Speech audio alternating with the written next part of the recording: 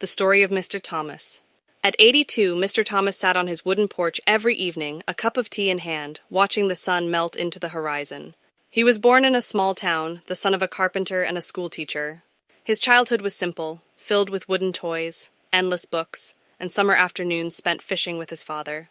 When he was 18, he joined the army, more out of duty than desire. Those years taught him discipline and resilience, but they also introduced him to loss.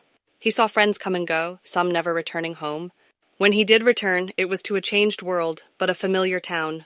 He picked up his old hobby of fixing radios and, one fateful afternoon, walked into a bakery where he met Lily. She had flour on her nose and the warmest laugh he had ever heard. A few months later, they were inseparable.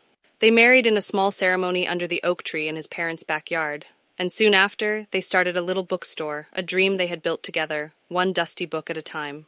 Life was beautiful, but not without its trials. The bookstore saw slow days, bills piled up, and parenthood brought its own set of challenges.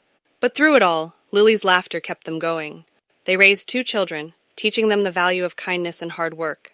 Their days were filled with bedtime stories, school plays, and family dinners that always ended with someone laughing too hard to finish their meal.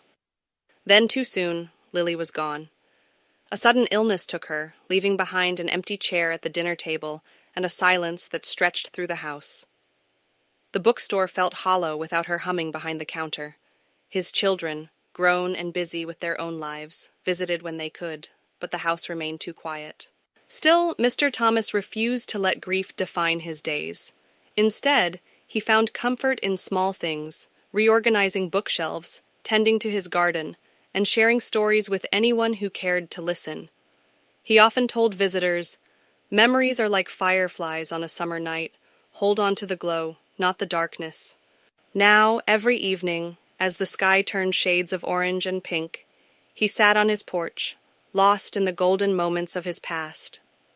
And though time had taken much from him, it had given him something too, a heart full of love, a life well lived, and the wisdom to know that happiness is found in the simplest of things.